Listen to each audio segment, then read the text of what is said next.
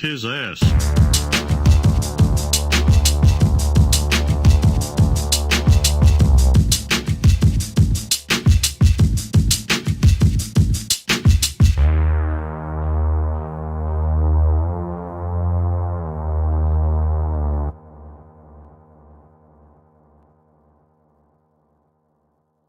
You guys, this is all Kyle's mom's fault. Shut up, Cartman! Kyle's mom is the one that started that damn club, and all because she's a big, fat, stupid bitch. Don't say it, Cartman!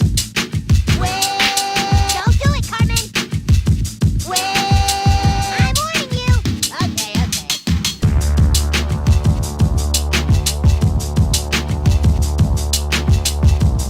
Hello, peasants. Wanna kill all human? Work there, dude.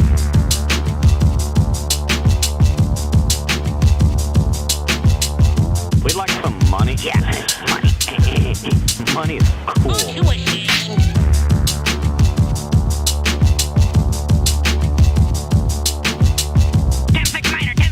got whores in the city. We need backup now. Don't be so dang literal.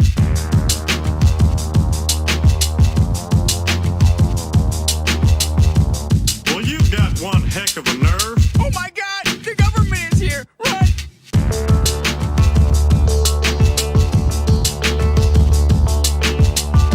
Hey, barkeep, whose leg do you have to hump to get a dry martini around here? Ich bin ein Springfielder.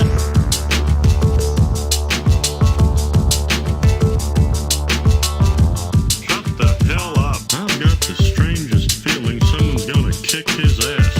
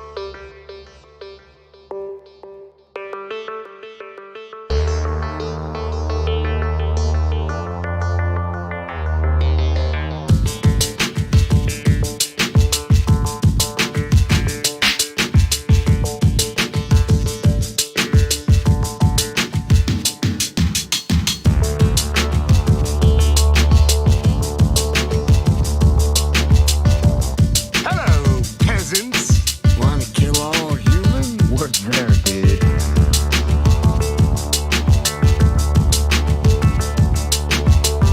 We'd like some money. Yeah, money. Money is cool.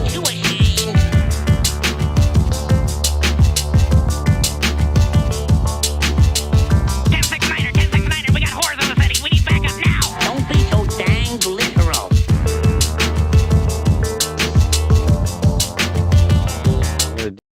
All right, we are here. We are live. It's Monday night. Yeah, man, my voice sounds like shit because I've been in Vegas all weekend. Also, I rented out my mixer, so I could make some money before I went to Vegas. So I'm using my first Toonular mic, the OG, where it all began. So if anybody hears any static, let me know because sometimes these mics can get staticky. That's why I got a new one. Did you rent it out specifically so that you could have money to gamble with? No, I just wanted more money. Though I was up. I didn't lose money gambling, which is awesome. Nice, you broke even.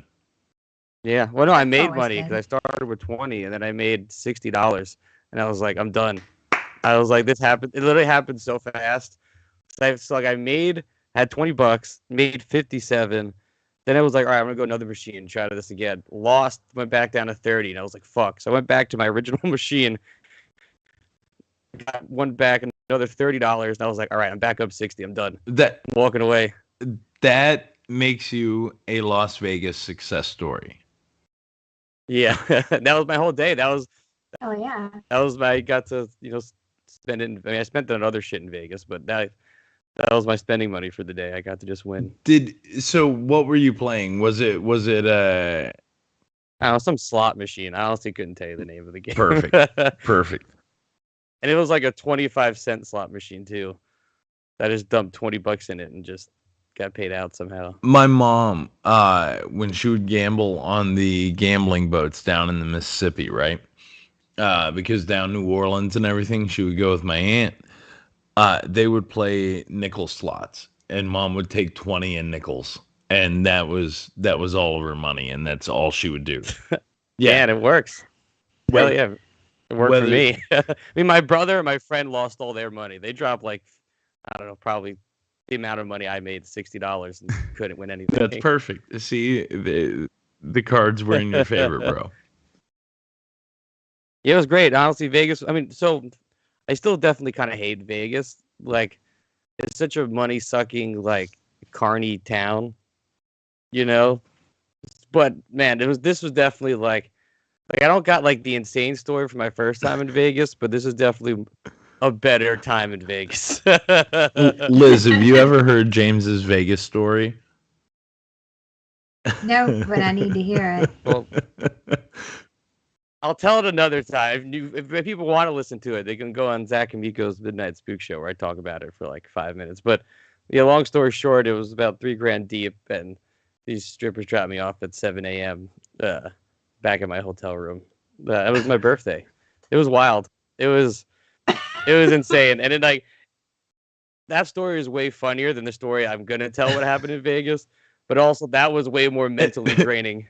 And I was very depressed for a long time after. It was traumatizing for him to put me in therapy. But like literally to a point to where when I first met James, he was like, I will never go to Las Vegas again. I have had one Las Vegas experience, and that is all I ever need. And I never want to step foot there again. And the fact that you've gone back shows that you have grown significantly as a human. Because I went to this fucking show. I'll start with Friday. Because Friday, we get there, we land. Super fun. No, it was just chill. We get there, we had In-N-Out Burger. Our flight kind of sucked. I hate flying like Spirit. It's really shitty. But whatever, we get there. It's the cheapest way to go. Yeah. Like, it's the most efficient way when you're on a budget. I know, but it sucked. Yeah. But we get there, and we get some In-N-Out Burger, having a good time. Like, all right, we're going to go out to the Strip. And my buddy and my brother both had never been to Vegas. So I was just, laying out all my warnings of like, hey, people are going to proposition you for shit. That's how I went down my rabbit hole. Like, be like, just don't listen to anybody, So yeah, we get to Vegas. We're there for about 20 minutes. Immediately we get propositioned by someone. And my friend Matt's like, yo, we got to do this. We gotta hop on this thing. And it was like a party bus thing. It was $100, but it was unlimited drinks. And they would take this bus around Vegas from spot to spot. And I didn't want to do it. My friend Matt was hyping it up. And my brother was also his birthday. So I was like, all right, it's your birthday. I'm going to give you the deciding vote on this. And then we did it. And now this guy, man, total fucking bullshitter, like from the start, man. He totally was giving us fake names. Definitely. So his whole big speech was like, hey, this is a huge thing. Like, there'd be like 50 dudes, 50 girls, man. A lot of girls. Like, he just kept like hyping that up. He was like, all the same festival. He kept bringing up the festival we were going to. He was like, all these same girls, these festivals. We're like, all right. We get there. It's like literally all these dudes from South Africa and these two Canadian guys. But they were fun, man. I don't know. We had a blast talking to them because we had unlimited drinks. So eventually, like, we were like, what the fuck? Because the guy never showed up, too. Like, he set us up with, I guess it's some company. I really don't fucking know, to be honest. But the guy set us up with the thing, and then some other person was there that was guiding us through. And then my friend Matt messaged the guy when he was really drunk. It was like, I hope you wake up in the morning and think, man, I'm a giant piece of shit today. That's great. I wish I could have. There was a whole. That's like the highlight of the message. It was like a paragraph, and I wish I was trying to find it before the show, and I can't find it anywhere. But it's glorious. But just to let him know, you made all these promises. Yeah. You told us X, Y, and Z. None of it came true. enjoy being a piece of shit. Is that the notion? Yeah. Yeah, Got it. basically. Yeah. Got But the drinks were unlimited though, which were sick. So eventually, as I said, we kind of just got over it. We're hanging out with these dudes. The guy from Canada works in film. I wish I did get his contact. He worked for somebody famous that I literally could not remember for the life of me. Like it was some sort of production stuff in Toronto somewhere. But yeah, I can't remember. But it was cool. And then they brought us to like this like nightclub thing. And man, I fucking hate nightclubs. Like that's just like the opposite of my scene. And it was just fist bumping. Yeah, well, it was also, but like, so it was like, they were trying to bank off the show that I was going to. So it was all these emo bands and pop punk bands, like themed rave, basically. And the place looked sick. It looked like the fucking Matrix. Like it was like these green lights, like beams hidden from the sky, and the ceiling would like move up and down and shit. But it was like butt to butt. Like I literally was there for like maybe 10 minutes, and I was like, I can't even get to this bar. My brother's having a good time. He's 23, so you know he's getting it. I was just like, I need to leave. And then luckily, my friend Matt was way too fucked up at this point, so I used that as an excuse to, like, all right, he's fucked up. We're gonna get out of here. You just start pulling people out. Yeah, welcome to your 30s, James. Yeah. That's the majority of it right there. I know I had to be the responsible one, but it was fun. So that was it. Like that night was. That's why I wish I spent my first time in Vegas, was doing that. Even though we got lied to. But then the second night, man, was the When We're Young Festival. That was the greatest show I've ever been to in my life, man.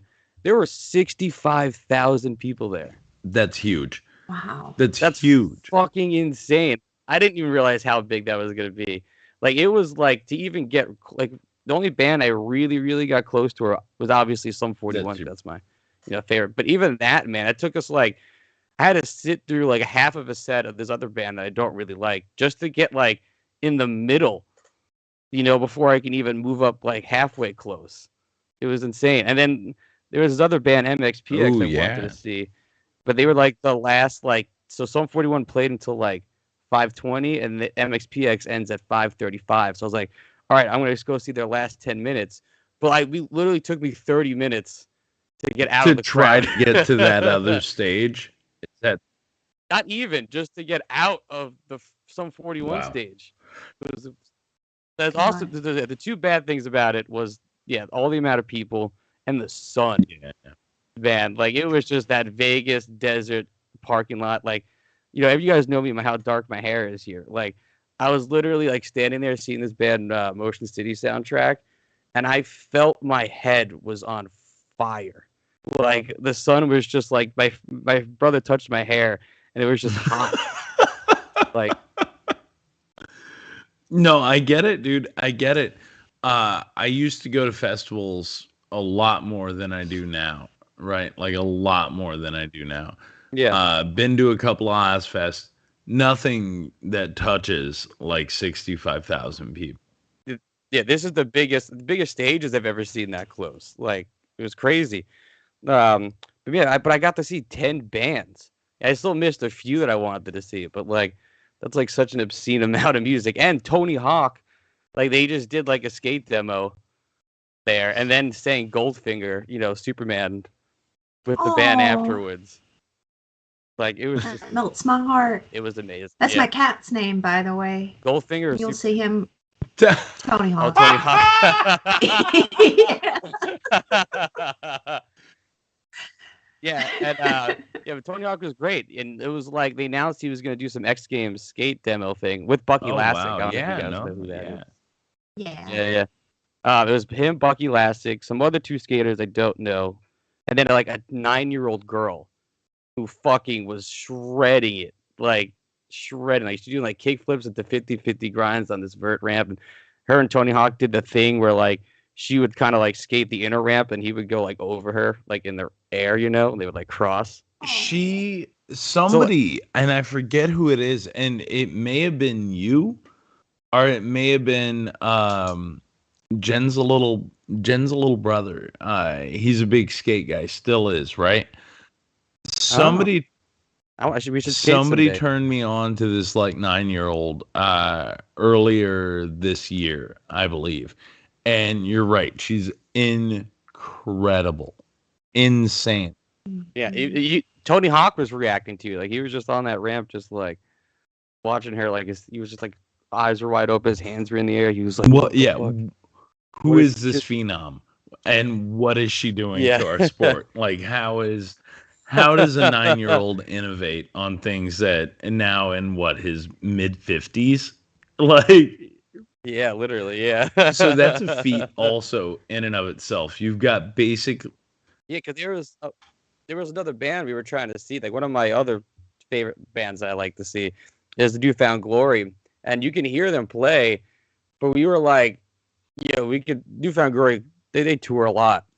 You know, Tony Hawk's never gonna. Who knows when we'll ever see Tony Hawk Right. skateboard Right. ever. Right. And I was like, so we said, and we were real close because when I was waiting for my head to cool down, my brother and my friend Matt went off to go get energy drinks, and I was near where the vert ramp was, and I just noticed suddenly somebody was setting up stuff and people were starting to line up. So I got to be like literally at the barricade watching Tony Hawk skate the vert ramp. Bro, It was that's sick. Yeah, That's that's so cool. amazing. That's absolutely amazing. Yeah. So then seeing 10 bands, you know, pretty much every band I ever listened to ever. Then, but honestly, the top moment though, as much as I said Sum 41 greatest favorite band ever. They were amazing. But my top favorite moment of the entire show is so Green Day was playing for 2 hours. The band Lit was playing somewhere in between that. You know, My Own Worst Yeah. Enemy. Oh no. Yeah. right? I know Lit. That song. So we were like, we see their set list. I was like, yo, their set time or whatever. And I was like, if we leave Green Day, we get there like the last 10 minutes, we can go see My Own Worst Enemy and then come back and swing back to Green Day. And we did. And it was like perfect timing. It was just like one of the most beautiful moments Now, of my life. how pissed off would you have been if Lit was one of those bands that plays the hit first? That played it Yeah. first. And then I would have been really then mad. I would have you been show so up mad. and it's some deep cut piece of shit that nobody cares about, and the band only plays because they love it, and then you have to go back to Yeah. Green Day. But like, say like I don't like know literally any other song by Lit. They never At did all. another one. So I was That's like, why. there's- Yeah. Yeah. So it's like, yeah. So like, there's no way they weren't gonna play that song last, and they did, and it was perfect. You know, that was just like a song I just listened to for forever. I mean, recently it was in Clerks 3. I don't know, like I've just always listened to it. It's always been around, and then to finally like see it live was just like that was just an experience. Man. Yeah. No. There are a few bands like that you go, they have that one big hit, you go, you see the rest of the show, and it's lackluster. But then they play the big hit, and you're like, "Oh, this is worth $25." You know what I mean? Yeah, especially at a festival. Yeah, and you know, Yeah. especially at a festival like this, like I don't want to spend money to go No. see Lit anywhere else. Like they just happen to be there, you know, in walking distance. It's like, well, I'm gonna go here and see this shit because that's gonna. I'm be gonna get my amazing. song, and I'll be fine. Yeah, perfect. Yeah, Perfect. They could have played it. They could have luckily- played it their whole like 40-minute set. Yeah. What if they- I was worried they're gonna play it first, but I was like, "There's no way." What if they opened That's with their it, middled with it, and then closed with it again, and it was just like a giant wraparound through the rest of their set? Round. No, like I didn't get to see them this time, but Bowling for Soup played, and they do an opening bit every time where they're just like, "Hey, everyone, you know, we made 1985, but we're not playing it till the end." Like they just like literally just come out and say it like immediately. I was like, farther bit. It's funny. I love that. Yeah. I love that. But yeah, it was just great. Like I said, it's 10 bands. So I can't even talk. The Offspring, man. Like I listened to The Offspring so much in high school, and like to finally see The Offspring live was just amazing. Like they were so good. Like the sound was like perfect. I don't know what they did.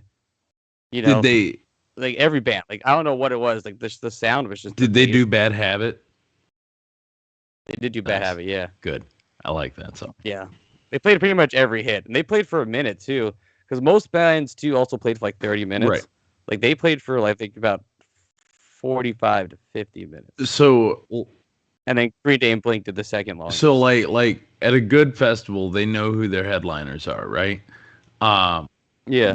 I went to Ozfest one year in Ohio, and I saw like second stage was mostly like up and comers, and this is like 2000 or 2002, and like the best second stage acts were Meshuggah, right into Down. Oh.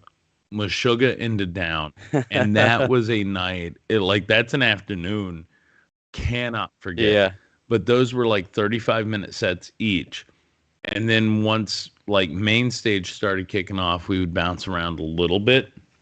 But for whatever reason, like POD was there that year. POD. POD was there that year, Booyaka. and that was no good. That band, Drowning Pool, was main stage. Oh, Drowning Pool. This guy I used to be friends with in high school had a Drowning Pool tattoo. I'll never forget it. Oh. Because he does, it's not just anything even remotely drowning, like, it's nothing like maybe their logo or something. It literally just says DP on his wrist. I'll never forget that tattoo.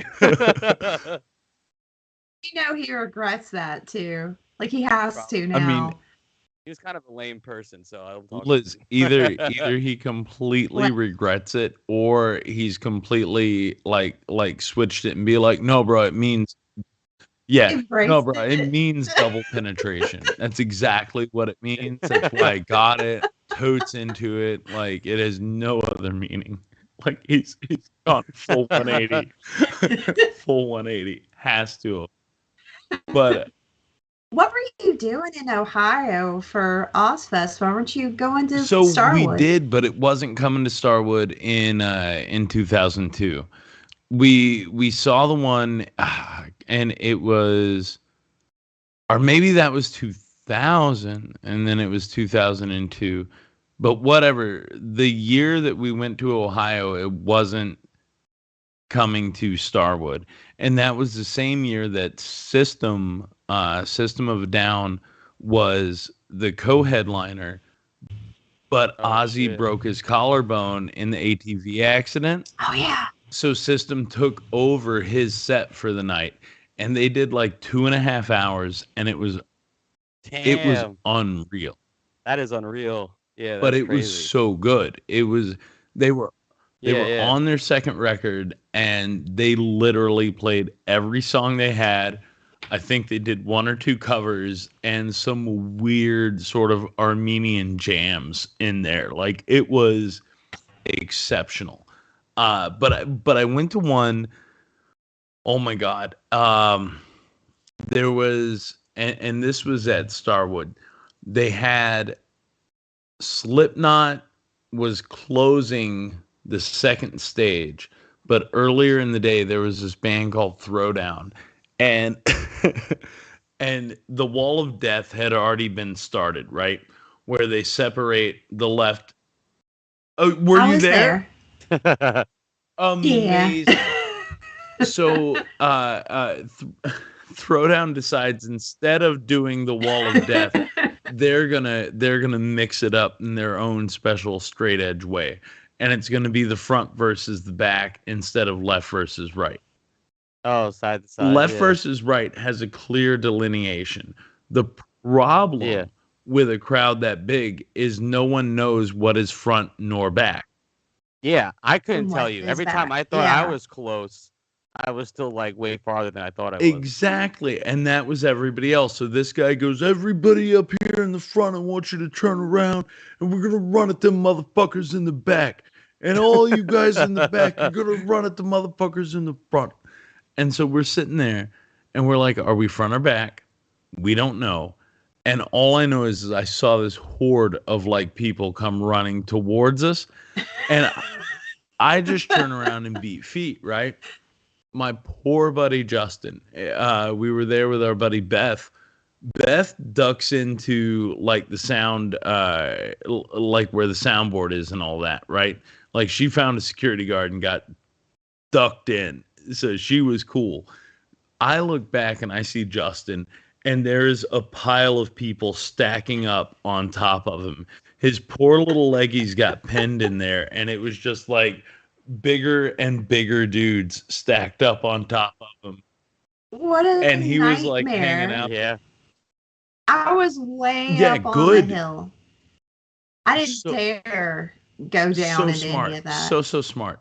And then by the time we got to the main stage, after that, what was it? Beth got like sun poisoning because she'd been drinking a lot, like a lot with very little water. Yeah.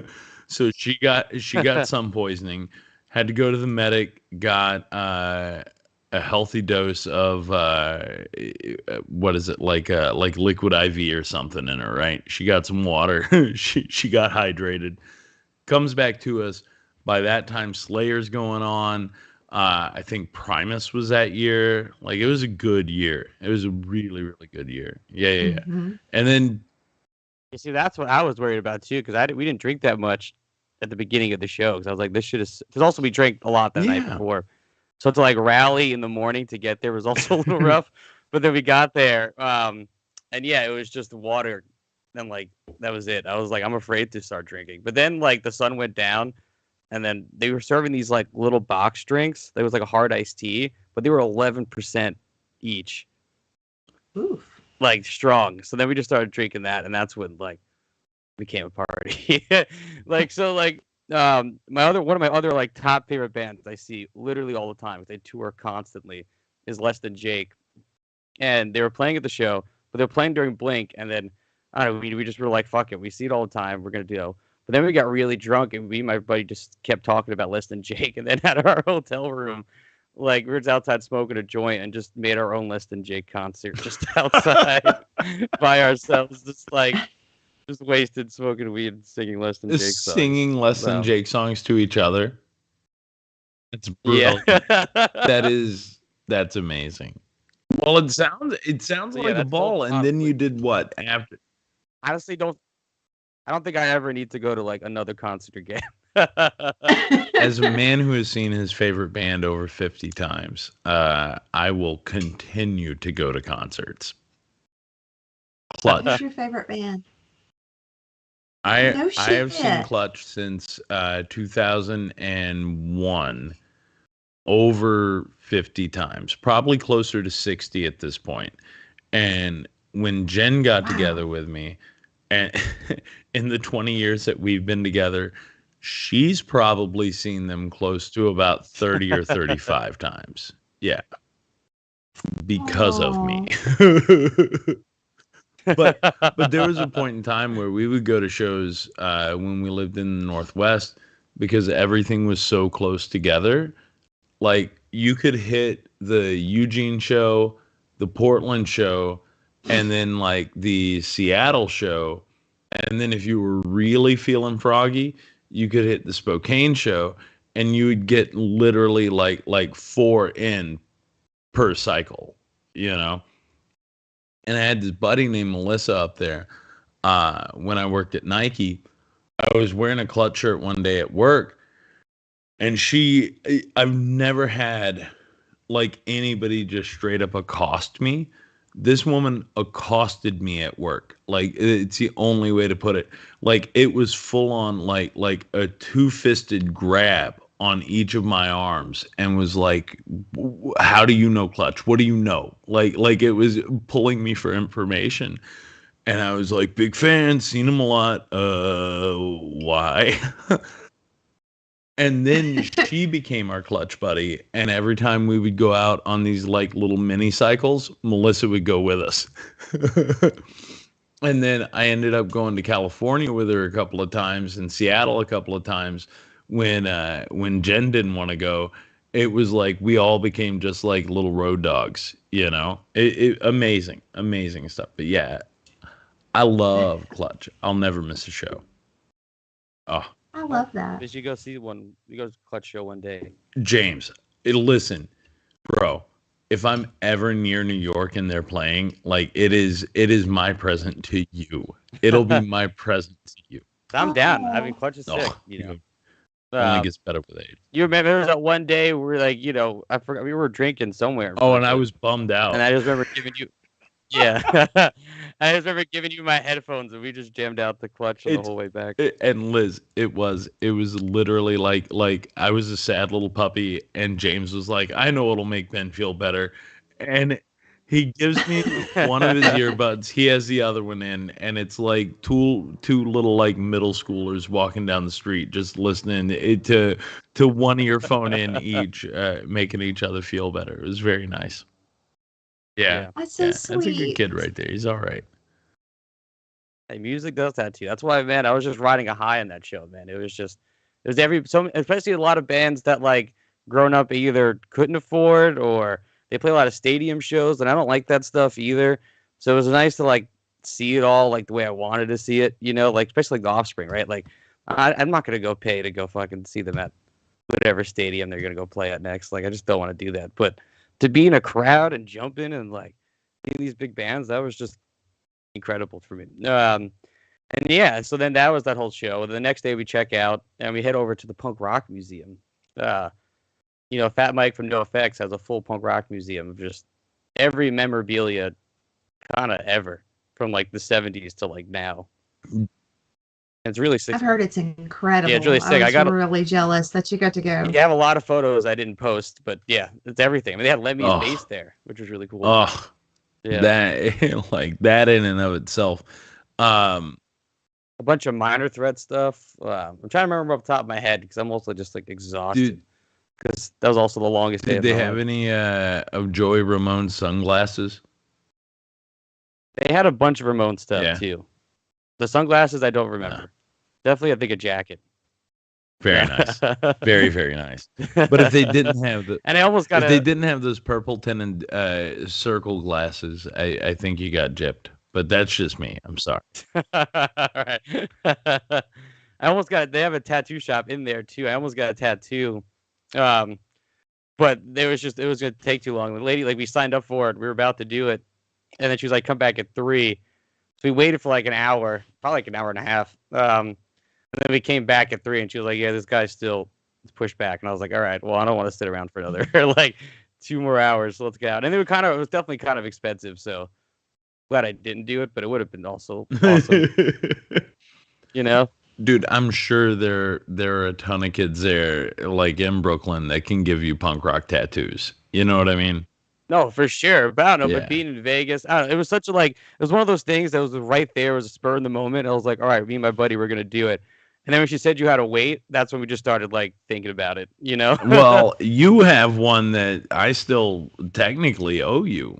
The shitstorm tattoo. Shitstorm. I've got to figure that out at some point. I still think I'm the only person who has one. Well, we'll fix that. Also, because a lot of people don't know it exists either. Yeah. So.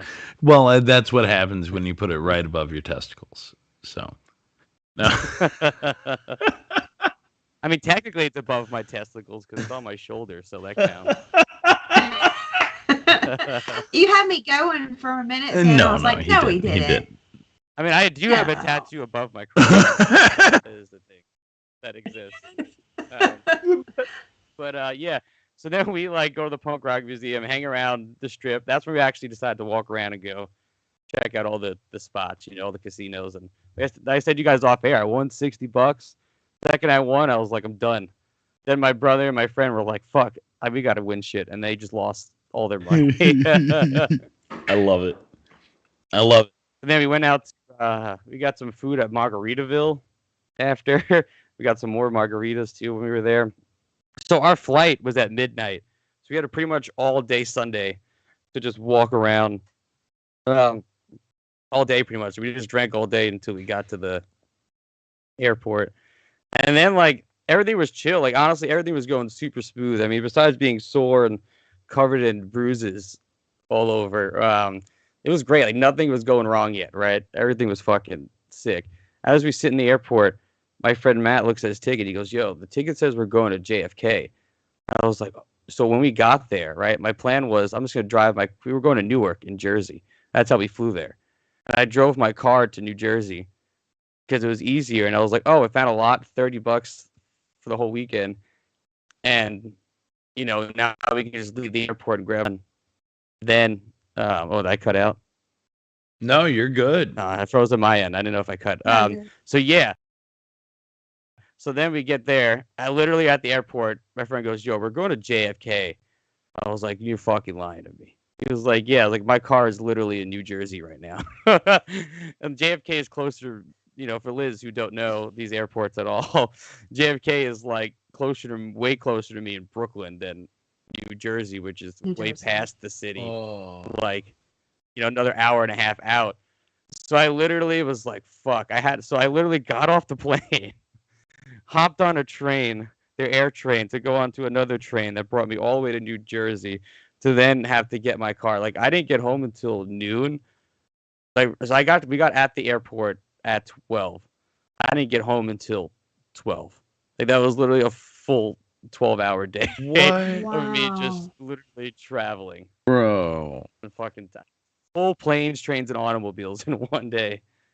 That sucks, though. That sucks. I know. I was so upset. I was so mad by it. It was like, this is this, like, the whole ride over there. I was like, this is the stupidest thing ever. What the fuck? I was just so mad that, like, any of that happened. Who booked the flights? But that's the worst thing that happened to me in Vegas this year. Who booked the flights? What'd you say? Oh, my brother. So I was yelling at him. I was making him. Oh God. I was making him come with me to Newark, and then we got into the city, and I was like, he had class, so I was like, just fucking go to school. Yeah. But I was so mad. I was like you fucking booked this, because we literally we had this whole conversation of how we're getting to Newark, and I was like, dude, I'll just drive, whatever, no big deal. And then nobody fucking cared to mention that it's they were flying home somewhere else. So yeah, that was my whole day today. Literally, just fucking tired. So I literally have to say I got no voice, sore, 12-hour fucking travel time cross country. But hey, here on this live stream, made it. Beautiful, beautiful. Well, happy to have you back and home in one piece. In one piece, solid, right? Yeah. It's how grown people travel, James. Job well done. Yeah. If that travelness is the worst thing that can happen on Vegas, I guess it's definitely a great trip. I still think I'm going to go back to Vegas, though. Probably never. I don't know. I'm in no rush to go back to Vegas. You keep saying that, but hey, listen, man, I'm going to tell you. Hey, the last time was 5 years. That was a long time. 5 years. I think as a family trip, we have a skank fest in us at some point, if it's ever back in Vegas. Well, what really sucks is that Skank Fest, the Joe Bob Jamboree, and then this show I was going through, all were happening in Vegas this year, but everything happened the week before each other. I was hoping that it would just all happen that whole same weekend. That would have been the greatest weekend ever. I've been hanging out with Reeves and Brennan on Friday at the Strip, and Zach somewhere and also on the Strip, probably Sunday, the show all day or whatever. That would have been an epic weekend. I probably would have gotten in a lot of trouble. Actually. So Liz, you're familiar with Zach Amico, right? Oh yeah. He is a trip. Have you listened to his show, the Midnight Spook Show yet? Okay. I have. I started following him on Instagram and got into it that way. He actually just has nothing to do with that show, but there was a clip from that Skank Fest where he did this Dusty Rhodes impersonation. Did y'all see that? Yeah. Holy shit! Have you ever seen anyone do a more perfect Dusty Rhodes? Okay. I am so happy you brought up not only that impression, but if you get a chance and you haven't yet, like friend of the show, Zach Amico. Yes, you can listen to it somewhere on Spotify. Easily. And it might still be up on YouTube right now. Zach Amico is living out not only his childhood dreams, but mine as well. At Skank Fest, he had Violent J from ICP on the show. They are saw that. In the episode they say this, so no spoilers, only enticement. They're all on a head full of ketamine and mushrooms, and it is the wildest thing that you will ever. Is that when they sang "Homies"? No, Or is that that's before way that or before they after? sang Or is that homies together. Yeah. Like that's the most wholesome moment. That's the most wholesome moment that ever should happen. That shit Bro, made me tear up. It like seriously, look up look up the Skankfest Violent J Spook Show. It is hysterical. It's literally like 2 hours. I was listening the other morning and was in tears. Kept having to push it back because I just kept I kept laughing over lines. I kept laughing over the whole stupid thing. It is one of the greatest episodes of the Spook Show you've ever heard, and everybody is just so far gone. Amazing, amazing stuff. I thought our episode. Bro, well, I think ours are pretty good too. Don't get me wrong. Minus Yeah, maybe we should have done a little. Sometimes. Minus ketamine and mushrooms, I think ours were okay. But Violent J comes out just screaming, and then it devolves into a series of the men that Violent J would have sex with if he were to have sex with men. It's amazing. It's amazing. But anyway. Yeah, Vegas was wild in October. Yeah, and there was still more shit going on. Like a lot of the strip was kind of fucked up because they got those races they're about to do there, like the F1 or whatever it is. Like they're about to have a full race on the strip. Like they're closing off building bleachers and like it's wild. It's kind of annoying, but I guess cool to race through the strip. It's annoying for everybody else who has to deal with it. And every time I was with an Uber driver who was like a local, they just wanted to bitch about it. Well, doesn't and Liz could probably say better because I stay out of Nashville proper, but doesn't Nashville do like a Formula something or other race like through the streets during the year? They did something where they blocked off, and it wasn't just a street, like they blocked off a highway or blocked off a major road somewhere. Like it was maybe part of the they did like for it. Yeah, that's what they're doing nuts. in Vegas. But imagine blocking off the fucking strip. Absurd. That's insane. I saw something. I guess now I got targeted ads in Vegas because I was there, but I saw like headlining shit of just like people being like, I don't know how to get to work when they do these shows because you literally cannot drive there. It'll be impossible. That's terrible. Yeah. I don't know if that bothers me. Bachelorette buses, party wagons, pedal taverns. Like I can't go into Nashville anymore. Just can't. I'm too old for that shit. We had a couple of bachelorette parties at the Haunt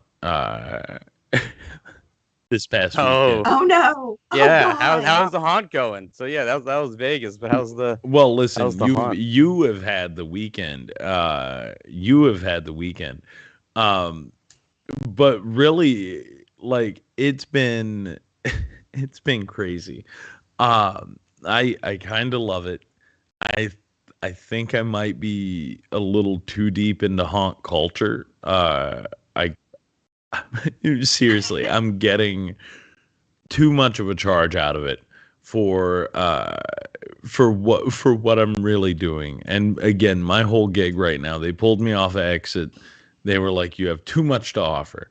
So I'm on games when the secret bars are closed and bar when it's open. And I've seen some fun. I had a lady basically stick her whole hand in my mouth this past weekend. What? Like fists? Like just like down? Like not fists, like fingers and in. And like a mandible claw? Like the exactly. And what it was they'd gone. Ugh. Did she have a sock on her hand? She raw dog it? No, total raw dog. Or did she raw dog it? Total raw dog. So she comes in and it's like 3 fingers right in. And what it is You said raw dog, and our viewership went up. You're right, it did. So literally though, she's coming out of the bar area, and I have like just a little spot, and it is in a shadow, and I don't blame them. I really don't blame them. They'd been in there for like maybe 20 or 30 minutes. Now the loop itself takes 3 minutes tops to get through, and that's if you're looking at stuff before you go into the haunt. So they'd literally just been doing shots at the bar. Awesome. Love them. That's great. She comes out leading her group, and she is stumbly bumbly and like tripping over her feet, and I'm just kind of kicked up in this corner. And I hang there because I don't want to take any of the gusto away from the house host. Because if I stand in the doorway, everybody going into the house can just kind of see me. And I'm there in an orange shirt and not providing any entertainment. So I stand off to the side, inside the little bar, inside the little corridor to the bar. And I've got this little shadowed area. And I just hang out there and I wait until people are coming through. And then I'm like, hey, thanks for joining us. You're going to meet up with a house host over there, and she'll send you straight on through. Very easy, right? Very, very great. Anyway, I see them coming. I kind of wave, and I'm like, hey. And then the next thing I know, this chick just like 3 fingers in. Are you real? And it's like 3 fingers into my mouth. And she was like, oh, my God, I'm so sorry. And then she just gives me this like fucking bear hug, like pulls in, and is just like, I'm 2 arms up, and I just pat her on the back, and I'm like, thank you, nice lady.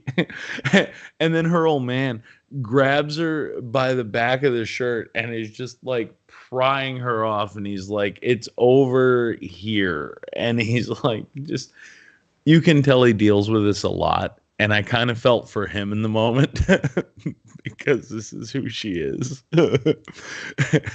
And then I was like, oh, maybe that's what Jen deals with sometimes. Very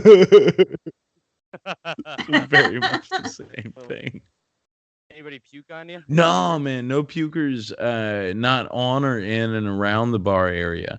I did stumble across a nice pile of vomit outside of one of the houses, though. And that was, I also don't think it was because of how scary it is. I literally just think that was someone overserved. That's all.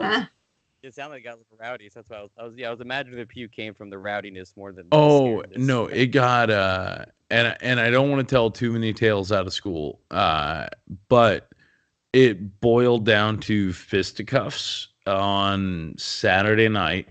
There was there was straight up like hands thrown, tasers pulled, and cops called. Like, yeah. It got lit. It was Was it with the scare actor, or was it just 2 people? So the way it sort of worked out was there was a lady who was kind of accosting all the scare actors, like getting up in their grill, getting like touchy, getting pushy, all of this stuff. Security was called. She didn't like what was happening. One of our supervisors, who is also a lady, goes to originally try and stop the problem. Because she was a smaller woman, and she was like, well, surely I can handle this. It might look better, for optics if it's a woman, blah, blah, blah. Right. So she goes in there, and this chick turns around and swings on her. And luckily security was like right behind her, because this lead in particular was like, security had to stop her also. And if you ever meet her, sweetest woman I know. Like, she is a tremendous lady. She's awesome. However, she listens to a lot of Pink, and if you know anything about Pink, there are ladies with shaved heads.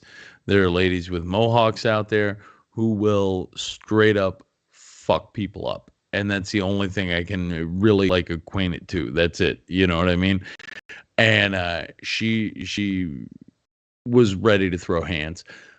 Security stopped her from that, and that's when the other guy pulled his taser out.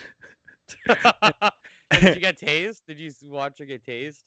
Dude, I was down in the bar. All of this is coming over the radio, and then what we heard as On the radio, it's like, we're tasing her. We're tasing her now. basically that, and then also around pizza, because the weird thing about haunt life is this. It's very much like film life, to a point to where once you reach a certain point in your day, you're not going to get a break. You're not going to get food, and then they will give you pizza afterwards. So over pizza that night, it was literally just like, yo, did you hear about so-and-so? Yo, this one got punched in the face by this chick. And like, people were getting punched. People were getting socked, like, on both sides. Damn. We still got more haunt to do. Dude, another, technically my last day is the 11th of November. That's Blackout. Are you guys familiar with Blackout at all? No. Yo, again, new term I've learned. It's amazing. I've been Blackout. Oh, you and me both, brother. You and me both. Recently, even. No, it's a hell of a concept. You'll go through the houses, and then only like the leader of the group will have a glow stick that will guide the group through the haunt. Okay, the actors are instructed to scare extra hard during Blackout and to take away your glow stick. So you basically have to navigate these death traps in darkness. Actually, I think I have heard of that before. I've seen haunts do that before. Wow. I never done it, but I've seen like whatever they promote about it. Yeah, so I'm working through Blackout, and Blackout's November 11th this year. So it should be a good time. It should be a good time. We're doing Day of the Dead the 3rd and the 4th. So we're open that weekend. But starting tomorrow night, we're on every night through Halloween. Every night through Halloween. Yeah. Damn. Well, I know I kind of jumped ahead a bit here because usually Ben will transition now. But Liz, I also haven't. We haven't even. Actually, how you're How doing. has your week been? I know. You've had something amazing going on. It's been great. Yeah, we were at Scarefest Ooh. over the weekend, so we had a blast there. That's a horror con in Lexington, Kentucky. Can't get that out. So we had a really good time. It's weird going to cons now where people know me. Ooh. Like if people want to Yeah. come and approach me or like get an autograph or things of that nature. And like if I'm in particular, this one I had my kids. Ah, know, that's so I awesome. don't- You have to show your kids that I you're don't famous. like people. Well, they think no matter what happens to me, I'm still not cool. Like I could be the most famous person in the world. They'd be like, "Oh God, it's still mom." They don't care. But it's weird for me for anyone to see them. I don't like That's true. Yeah. people that I don't know Yeah. to be around my kids. So that's the one weird thing about cons that I'm gonna have to. Like, am I gonna have to go dress down like the Unabomber or something where nobody knows who I am, so I don't get approached? But that's the best part But about also, cons, this was right? in the Southeast, so I mean, celebrities do that That's at cons all true. the time. They dress up because they can dress up and wear a mask. And I mean, my favorite was Walter White. Well, we wore miss- a Walter White mask the whole time. yeah. Fucking Bryan Cranston. We missed Chris Jericho on Saturday, which Oh. I hated. I was like, we missed him. But he was just floating around the con, walking around, that's so cool. looking So, at shops and I stuff. love Chris Jericho. So, and Liz, I know you're probably steeped in this, and maybe you've heard tell about some of the stuff that went on at the Jamboree.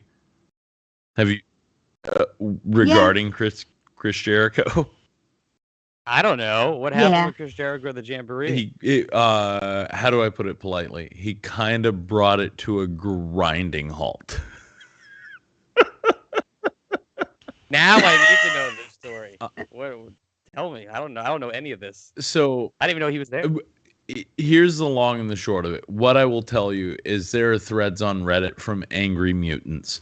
Joe Bob came out and delivered a beautiful speech about how we accept everybody. Everybody is a mutant from start to finish. It doesn't matter a pronoun. It doesn't matter a selection. It doesn't matter anything. We love everyone. He's like, I'm here for the underdog, no matter what. Then Chris Jericho came out, basically negated that, talked over all of Sleepaway Camp 2. He's probably drunk as fuck. Drunk as fuck. Talked all over Sleepaway Camp 2 into 3. Made some pretty ridiculous comments about cancel culture in general, and then walked off the stage. And then Joe Bob had to come out and talk shit about him later. So wow, that's crazy. Anyway, I would still be in the same boat if Jericho were in a room. I'd probably be like, I remember when you was cool and Fozzy ain't bad. You know, his wife was at the riots. Oh, really? You know? What? Yeah. No. There was like a way. photo of her that was out a while ago. No, that I did not know. 1-6, you talking 1-6? Yeah. I know a guy. And then Jericho, literally a week later, had a promo he was cutting about like a famous match that he had that also happened on January 6th. And like the internet, like, you know, the wrestling internet just fucking blew up on him about it. He's fucking Canadian, though. Like, Yeah. what opinion does he have that matters? Exactly. Really? Like, what? And that reminds me of a story too, but I can tell you later about a certain someone that we know who got deported. And it was like, why do you have all that opinions? You don't even live here. Yup.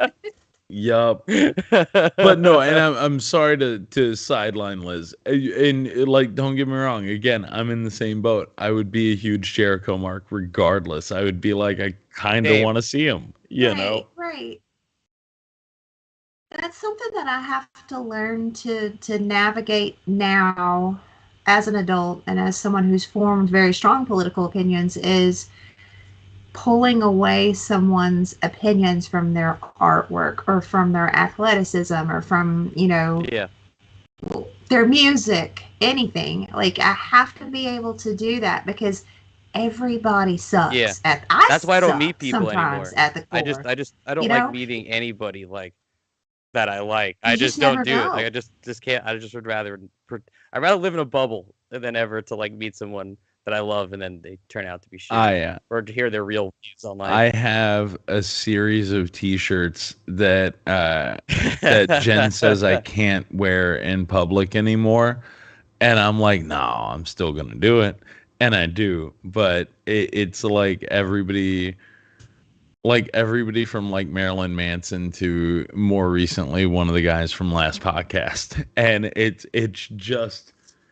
It sucks because, again, you're like, oh, I really dig how you present, but I can't jive with a lot of the rest of it. Right. I can't get behind who you actually are. And sometimes, too, it's like, I get it. The internet's fucked up. You know, they'll cancel you, whatever. But then also with a lot of other people, it's like an excuse, like Jericho, right? I mean, it just feels like an excuse of like, oh, I just have a shitty opinion. So everyone, you're all part of a woke cancel culture. Yeah, right. You know? Right. It's all the rest of you. Yeah. But no, Liz, who did you bump into that lived up to expectations? R.A. Mihailov. He was he's been in Adam Green's films. That's the most popular, but he's my favorite Leatherface ever. Wait, which Leatherface is he? 3. 3. Okay, I've never watched 3. I'm always afraid to watch past 2. I don't know. I see like the other sequels. I'm like, I don't know. They don't look as good. They're kind of rough. 3 is wonderful. I know 3's got Saw's family, maybe right? The cool. Yeah. Exactly. Yes, and it's got Viggo Mortensen as Tex, who is absolutely brilliant as well. But it holds a special place in my heart just because of the age that I was when I saw it, you know. And this was something that I would rent and watch on repeat. I know it word for word. So and he's also a wrestler, and getting to meet him and him be so cool and just want to, talk shit. It wasn't one of those situations where it was like, give me the money before I talk to you. It was how are you? What's your children? Cool. Who are your children? What's going on? And he's like talking to Brandon about, he remembered meeting Brandon in Ringgold, Georgia years ago and stuff. And so that was fun. Nick Castle was wonderful as well. He's Michael Myers, right? Yeah. And he was great with my kids. My kids got to take a photo with him, and he signed some Blu-rays for them and made their day. And Melinda Clark, who was my childhood crush, who, I had her Fangoria pull-out beside my bed when I was a little kid. That was my way of saying I was bi without saying it in my Southern Baptist house. Nobody knew. They were like, oh, she's into all that horror devil worship and shit. That was better than saying I was bisexual. And that's so I had her right there, and now she's back. If you can't see, she's back up here. Comes full circle. Brandon got her framed for me. But meeting her, and she was incredible, and she was also incredible with my family as well.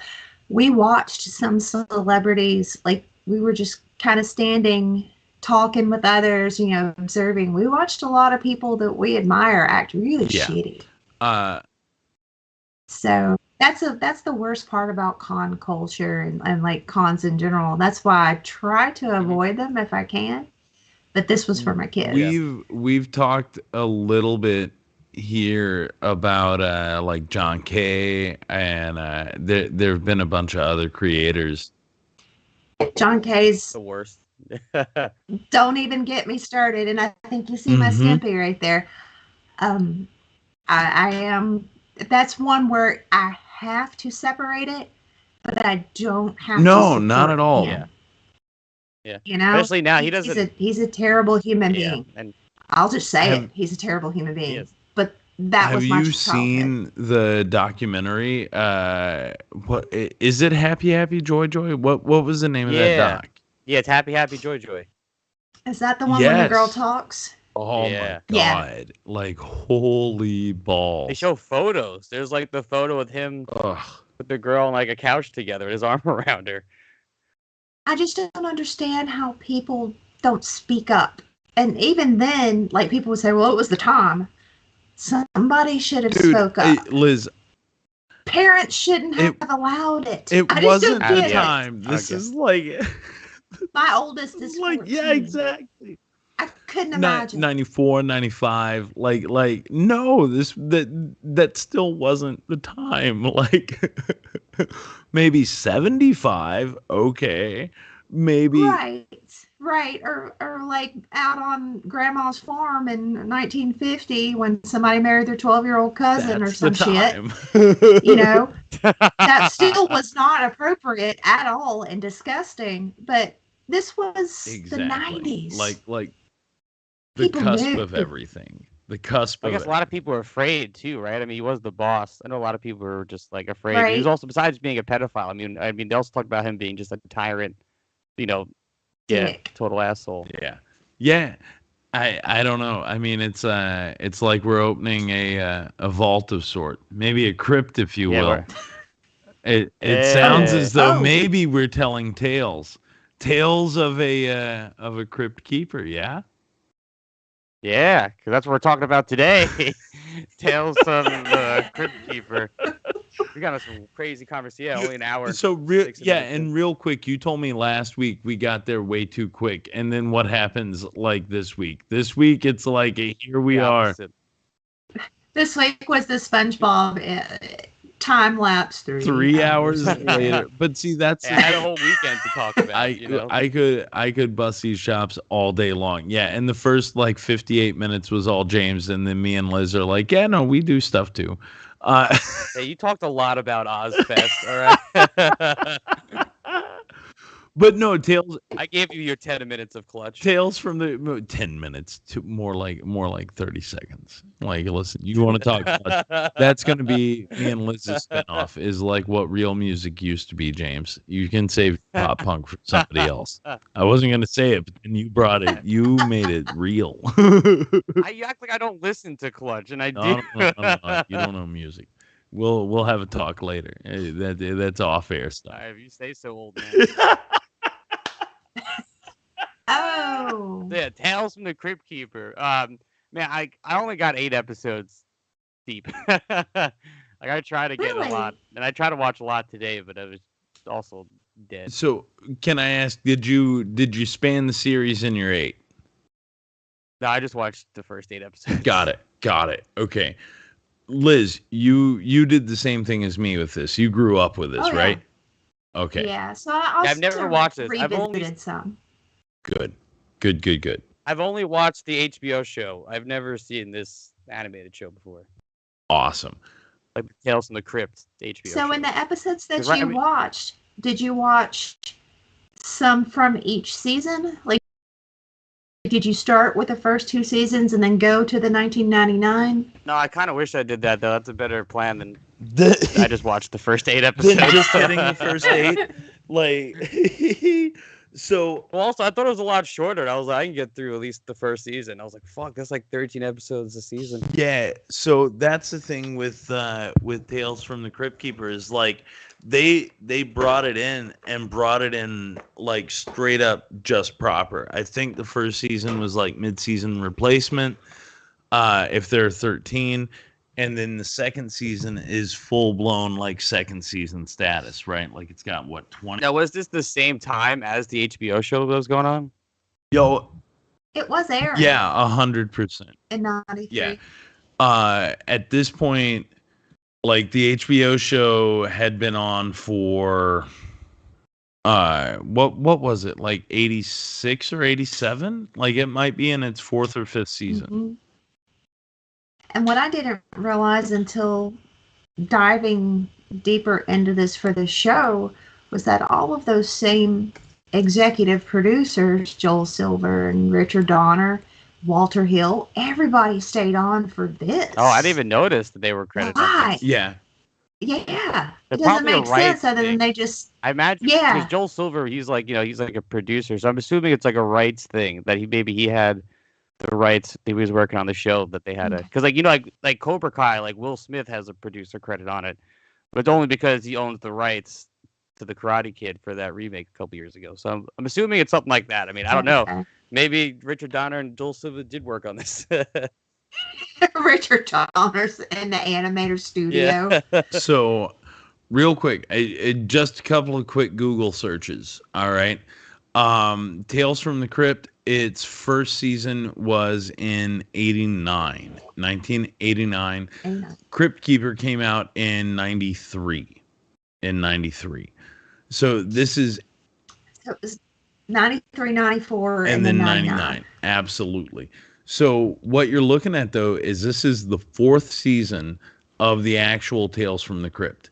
Was the first season of this show. So during the 4th and 5th season, not only was it like HBO's highlight, but it was also a kid's cartoon, a children's cartoon that was airing basically simultaneously, right? Yeah. Now, Saturday Like mornings on Channel if 6. this was me, if I saw this show as a kid, and then I knew there was this HBO show out there, I'd be like running to go watch that show. well, what do you... Or vice versa. And not to be an asshole, but what do you think, like Derp? Of course, yes. What do you think the marketing plan was, right? It was, yeah. Like, Mhm. seriously. That's the only thing that I can really think of. And in 93, I'm like 13, 94, I'm 14. I'm already working at the laundromat, right? Like, I think we put the laundromat in when I was like 12. So it would have been the next year when I started there, right? So this is prime Saturday morning cartoons for me. Is Tales from the Cryptkeeper. What is it? Toxic Crusaders was 93 as well. So it's all the stuff that I ended up like loving because of its overtly adult content, I was also getting as a youth working in my family laundromat in this whole. Was it easier to like convince your parents to let you watch the HBO show because you would show them the animated show? That's nicer. No, they would still have no idea because I would hide it in the grill outside of my room because I was terrified. Like my parents, while mostly like pretty lax on a bunch of stuff, my dad was like, "Well, that's inappropriate. You're not gonna watch that." He threw a shit fit because of how much Joe Pesci cursed in My Cousin Vinny when I was watching that, and he was like, "I don't know what you're letting this kid watch anymore. What's wrong with this?" If only he knew. If only. Yeah, only if you looked inside the grill. If seriously, at 10, Liz, my parents realized I could cook and I was pretty good on a grill, and ever since then, the grill became my responsibility. And I would go to the video store and I would get a family video, which I would bring inside. And then I would get a Ben video, which I would then place inside the grill until they went to sleep. And then I would sneak out my door, open up the grill, grab a tape, and go in and watch. Yep. What would happen if they wanted you to cook that day and you had a tape in Oh, there? dude, look, you don't even know. Like, I was a sneaky. I was a sneaky. They both worked too, so I could always find a moment where I could lift it and get it into my room. That's no problem. Okay. It's no problem. Yeah. So, Liz, what was it like watching this? I mean, were your parents strict about this kind of stuff? My grandparents, I lived with my grandparents, and they didn't care about cartoons because cartoons were cartoons to them. Yeah. Tales from the Crypt, on the other hand, was of the devil. And the thing that my family couldn't differentiate was like they anything with blood, anything with guts, anything remotely on the rated R end of things was just god awful. Southern Baptist god awful. But I could read comics. And I could get away with that because they had no idea. I could go and get all the Vertigo Sandmans that were too adult for my brain to even understand. Yeah. I could go get an Evil Ernie. I could go get a Lady Death. They had no idea what that was. So I could go get any EC comic that I wanted and read it. And nobody cared at all. So I already had a working knowledge of Bill Gaines and everything that like I researched all that when I was little because I was a nerd and I wanted to know all about it like that. My brain wanted to absorb every little bit and fact about everything that I loved. So I knew all about the comic code and the controversy in the 50s and stuff. So it was wonderful to me that this cartoon came out and my grandparents were oblivious. And I could watch it. Nobody gave a shit. Doesn't mean nothing. Yeah. But if you really, being a kid at that time, being a kid at that time, my brain worked a lot differently than a lot of other folks that I've talked to about cartoons and things of that nature growing up at that time because they wanted fast paced, which I like that too. Yeah. I was also watching, X-Men, Toxic Crusaders, all that other stuff. All shows we talked about here on Totally Toonular. Yes. But Tales from the Cryptkeeper couldn't keep their attention. Right. Yeah. I had so many friends at the time that were like, that shit's stupid. My husband, he was like, when it first came out, I couldn't watch it. Like I couldn't have the attention span to watch it until I got older. Yeah, and I think that's why, like, me watching it now for the first time, and I think it holds up probably better is because it's not as fast. Yeah. Because we watch shows on here that go by so fast, and I'm like, what did we? I literally don't remember what I just watched. Like, but that's true. But this is, and if we take a quick step back, it's the same theme song. It's the same voice for the Cryptkeeper. Like it is it is basically like they took the HBO show and said, yes, but for children. So, Right. Yeah. but they dial it back. And we talked about Fright Crew and how there's nothing particularly scary. There's nothing like particularly like horror related. And weirdly, I think this kind of does horror a lot better. Yeah. And in a way, not so much that like every episode, will have you like shit in your pants. And in fact, like there's a lot of comedy sprinkled throughout. But I also think that's kind of the earmark of good horror, right? Is that they do lean into some comedic aspects.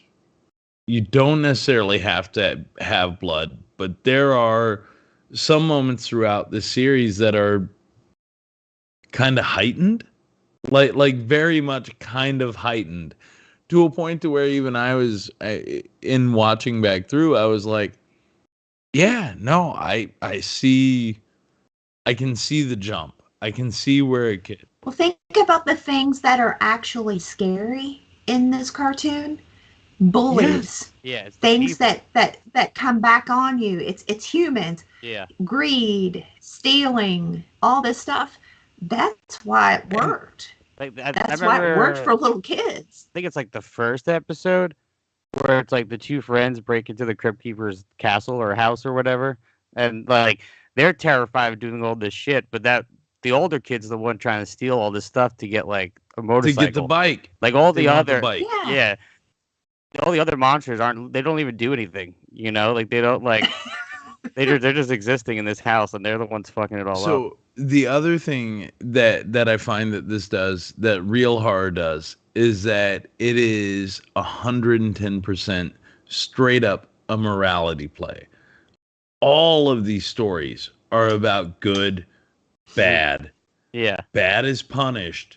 And even if you're bad in the beginning, if you have a churn, you're gonna see a little bit of that punishment, but you're gonna come out better off in the end.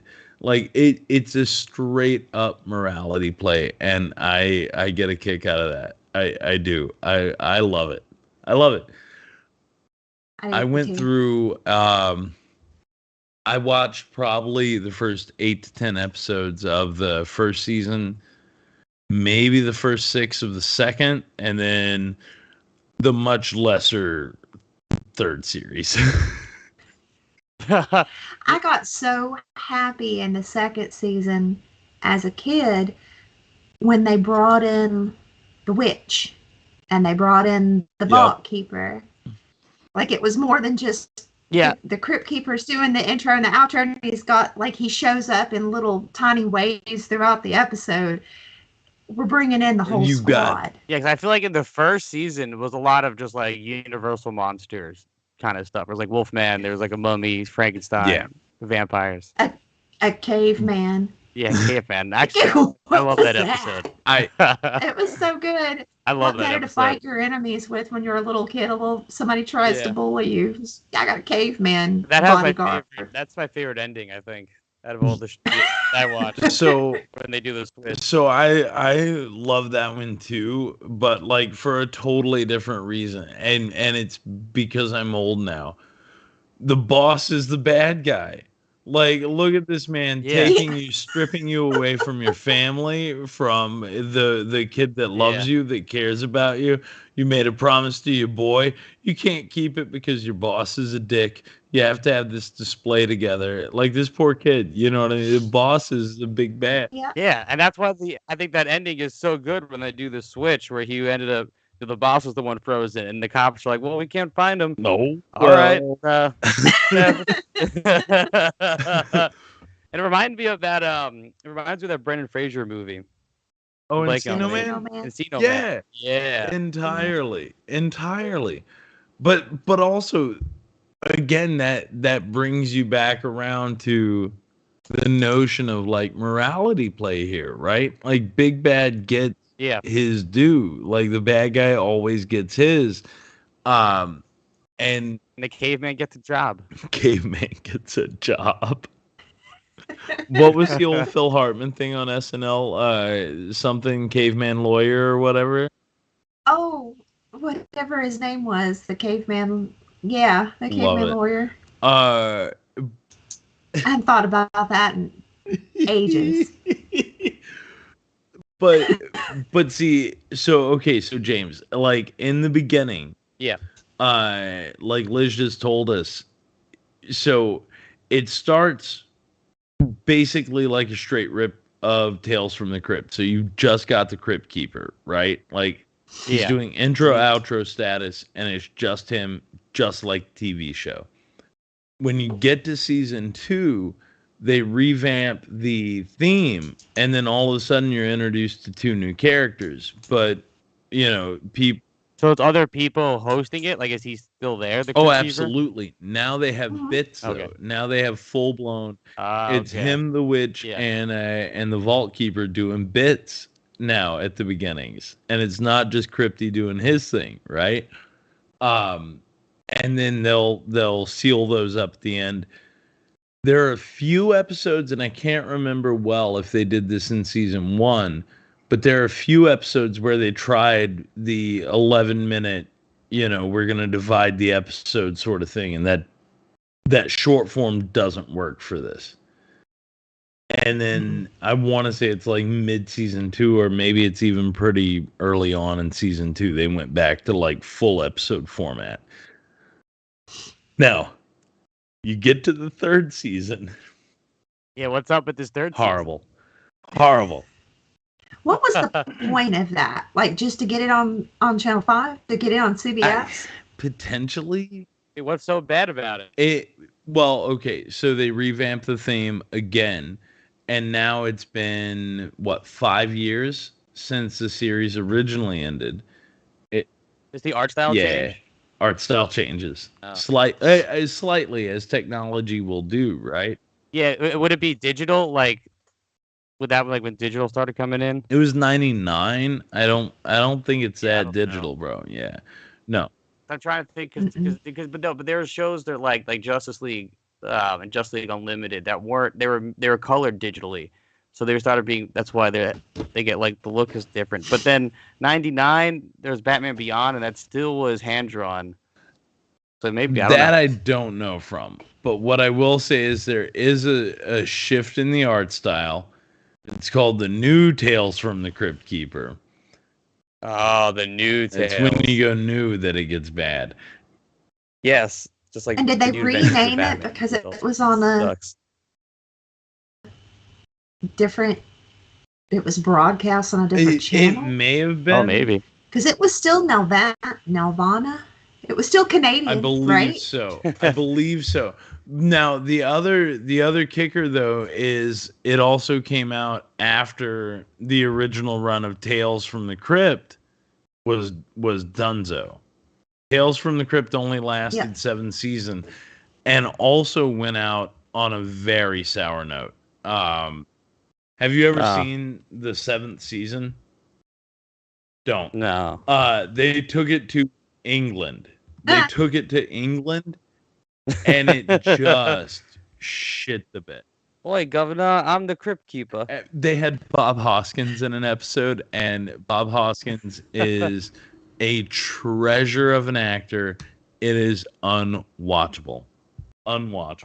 Yeah.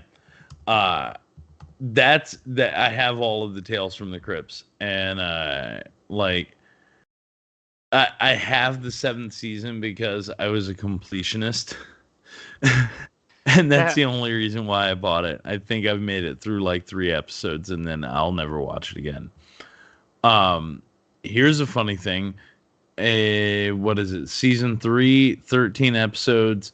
The first one aired on 9/11 of 1999. Oh. It was 9/11. Wow. Wait, did it say what the viewership is? Like, did it? Was there like a spike, or did it just did it anywhere say that like how the viewers just dropped like immediately? 2 years later, there was an actual attack on American soil because of it. That's what it says. No. New Tales from the Cryptkeeper for a cause 9/11. And I was watching episodes with the two towers in it. Oh yeah, early on they're- you see that. Yeah. Yeah. That was a thing that I clocked as well. I very much clocked. I will say this: Amazon shows them in a wildly different order because Monsters Ate My Homework in season 3 is like the second or third one that Amazon shows, but it was actually the 12th in the season. Also, fun fact for anybody who might choose to do this, if you go on to Amazon and you put on your closed captioning and you watch what they have as the first episode, it's called Share Alike. However, the one that plays is It's For You, but the closed captioning is Share Alike. So you're literally watching a different cartoon with the closed captioning for a different episode. Way to go, Yeah, Amazon. it was a mess. It was a mess. I don't know, man. Like it was okay, but what they do with the Crypt Keeper, instead of having him introduce the episodes, now he comes in like after the cold open. So you'll see a cold open, it'll set it up, and then he'll show up as a character and be like, "Oh well, these two, they're about to get up to no good." Ooh. Oh, that's so weird. That doesn't make any sense. Yeah, maybe we can stop them from it, or maybe I'll add a little ooh, and then the whole point that he's like he's the story. He's the narrator that brings. He's the storyteller. He's right. Yeah, he's not God. He's not the omniscient like third soul. You know what I mean? In the thing guiding and directing, he's the storyteller. Anyway, yeah, that's weird to not have him in there. Or it doesn't make any sense. Or to have him be like an active role in it. In the one It's Not For You, he shows up as, what do you call it? Like an operator. He's an operator on the phone, and it's the old school like phone where you pull the things out and you have to move the plugs around. There's some fun sight gags, but it's not what it should be.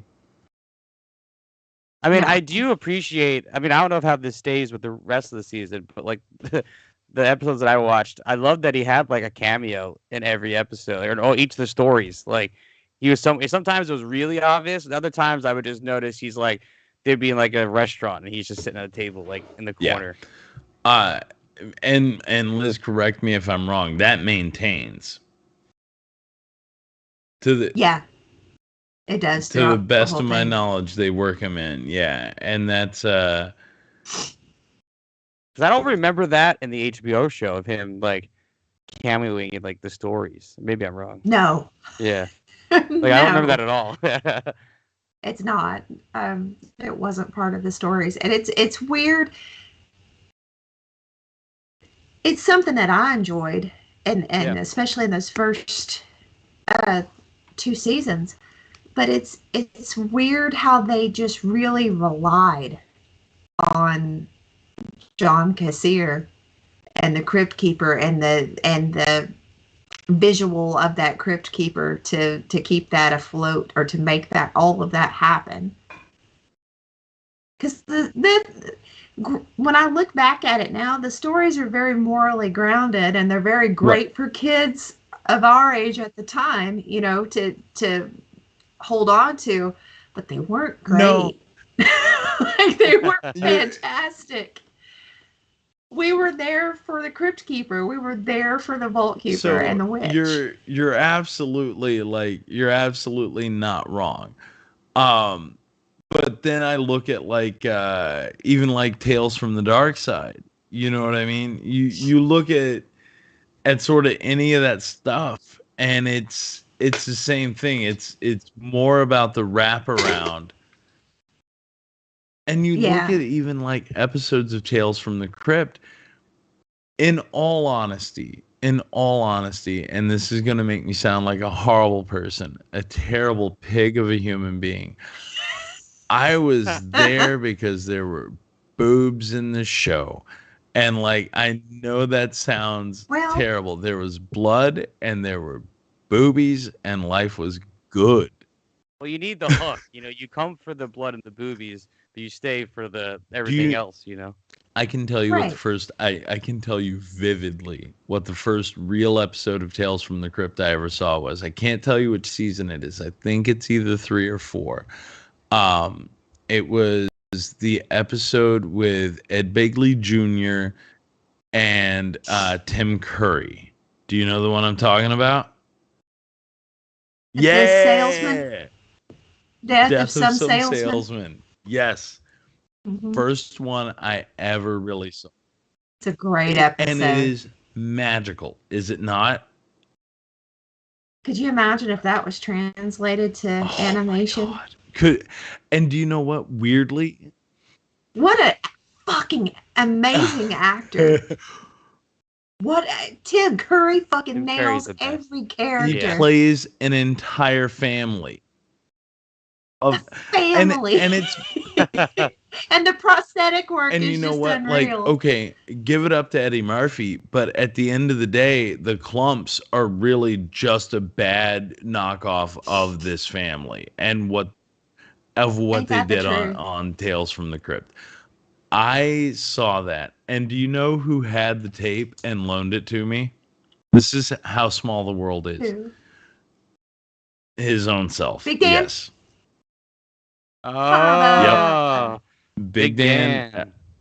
Shout out is the one who turned me on to that, and I cannot tell you for years, when Tim Curry's getting on to Ed Begley Jr. and the first time that they are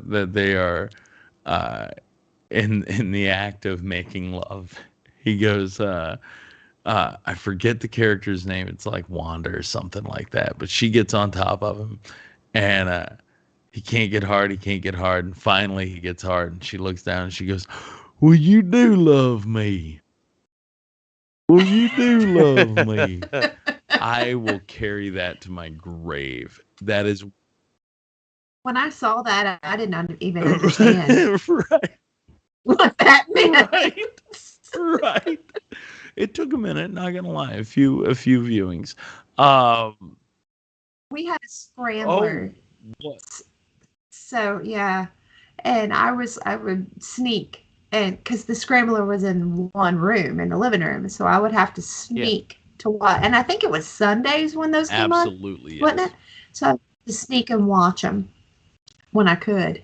The scramblers are the thing you put like on the side of your TV, right? And like you get all the channels. Kind of like, and you have a satellite hooked to it of some sort. I don't know how they did that, but I just remember having a little box we'd throw on the side of the TV, and I would hold some button, count to like 100, and then suddenly we had like every cable channel ever. It's a magic box, and somehow, Lieutenant Diane. And then one day it disappeared. I don't know. It just stopped working, I guess, after a while. So that's how I watched HBO when I was younger. Somebody forgot to tip the cable guy that year. You know what I mean? Yeah. Yeah. That's what that is. Or cable guys should stop being a thing. Yeah, valid. That is also valid. Is that how the scrambling worked? Was it like somebody who was corrupt within the cable system was like creating these boxes for our dads and granddads? So, it was like, here, I'll sell you this for $50. Famously, Liz, I grew up without cable. Honestly, that's the thing about me. Wow. It is part of my character. You said it a lot in the show. Yeah. Part of who I am. My dad wouldn't pay for it. I would see this stuff when I would go out with him on the road, or if I had friends who would tape it for me. So a lot of my buddies would tape this stuff, and then it would end up in my hands. Well, it would end up in the grill and then in my hands. But there's another one, and yes, you're not wrong. So as far as the cable guy goes, they weren't getting paid well. if you tipped and tipped well, and I would say probably like 3 or 4 months worth of what the channel would cost, you could easily gain access to stuff that you were not supposed to have, all the pay channels, all the whatever, if you were just nice to the guy coming to your house. If you're just nice to him, gave him a little bit of bucks, he'd take care of pops and grandpops. He would do that all day long. Okay. He would be like, I know you guys want to look at titties at night. I know who you are. I do it at my house too. Don't worry. Like, I got you. Don't tell the old lady. Like, that's like mid 80s cable at its finest. I'm sorry. It is. I miss those times, but I couldn't imagine being like making the income that people did in the 80s and paying monthly your cable bill plus $20 extra or $30 extra a month to get HBO or just to get Showtime. It would make That's no insane. sense. Yeah, right. And people did it. When a VCR alone was like $600-$700, Yeah. You adjust that for inflation, and like now a VCR is like $50 because nobody Even less. I mean, you could probably get one. We got one for free that John's dad, their uncle, Yeah, gave it to us. exactly. Talked about it He's last like, time. I'm done with this crap. I don't need it no more. You children in your VCRs. But meanwhile, when they first came out, though, you're looking at like a $600 machine. 3 to 6, depending on brand or whatever. And like you adjust that for inflation, that's what, like $20,000 now. That's crazy. That's Or at pretty least, wild. And people did it. People bought them. people did it. You would work all year. The rich families did. Yeah. Or you would work all year just to buy your VCR to realize in that moment that you can no longer afford VHS tapes, and because they were $30 to $60 depending on what you were buying at the time. Yeah. Did you grow up in Tennessee? Oh yeah. Like you were here growing up when I was. So when we were in Madison, there was a place called Silver City Video. Right. And it was down in the old, well, it's still there, but it's just in a different spot. But it was down there in the old Great Escape shopping center. Yep. So Silver City Video makes me think of Tales from the Crypt because you could rent them there. But the guy that ran that, he also had like this illegal copying thing where he would copy videos on the side and sell those out under the table to patrons and stuff too. So my dad would do that when I would spend time with my dad. He'd take me over to Silver City Video and he'd be hustling with the guy that owned it to buy tapes that were made, different movies like that he would copy off of his rental tapes. Beautiful. That were so significantly cheaper than buying the tapes. I say that to say Silver City Video turned into a porno store by the end of it all. Do you remember that? I don't remember them turning into a porno store. It did, and my poor grandmother took me into that place not knowing. And I had to get the Scarlet, what was that movie called? The Scarlet Pimpernel something? Whatever the fuck that was that we all had to read in school. Pimpernel? Yeah. Pumper somebody, whatever that was. There was a movie of it that was kind of risque, but not. But the one that she found was like, she didn't know it was a porn or like it was softcore. That's literally like, that's like the meme, right? When everyone was like, I think I'm watching the wrong Yeah. movie. Yes. I Like, got yeah. the wrong Ninja Watching the Turtles. wrong, Like, literature to screen film. So she goes in there and she has me with her, and she's like, I heard you guys had a copy of whatever. We hadn't been in there in years. And the guy's like, ma'am, you need to get that child out of our shop. And she's like, why? And I just look around. There's just tits and like people's butt Turn around. and stuff everywhere. And I'm like, holy shit, Silver City is a porno store. It's like there's Dongman 5000 is already out. Like, It's great. So just to again a quick cursory search. You're looking at the Scarlet Pumpernickel or the Scarlet Pumpernickel, depending on which one. So the Scarlet Pimpernel Pimpernel was a 1934 adventure / historical drama that they made. And then the Pumpernickel is, I want to say, based on the same material, but I could be wrong. I could be dead wrong. One of those got adapted into like a Skinamax film. Oh, I love it. That's all I just thought that it was. Oh, no. Oh, Reeves said. Yeah. Here. Pimper. Scarlet Pimple Popper. There you go. No, the Scarlet Pumpernickel is the Looney Tunes version. Daffy Duck was in it. So sorry. It is the Scarlet Pimpernel is what you were looking for. Yeah. That's hysterical, though. That's one of my fondest memories of childhood because she was mortified, but she was also cracking up too. Like she couldn't hold it in, that it was just so funny. This place that we would go in to rent, my cartoons and rent all this other stuff was now a porno store. I mean, the sands of time, right? Right. What do you do? That's like this deli that was by us over here. One of the best sandwiches ever, and they just flipped it straight into a wheat shop Oh. out of nowhere. Same deli, like it's a deli, like it's a normal bodega, but no more hot sandwiches. The grill was taken out for just all The weed. grill was taken out for weed. Amazing. Times they are changing.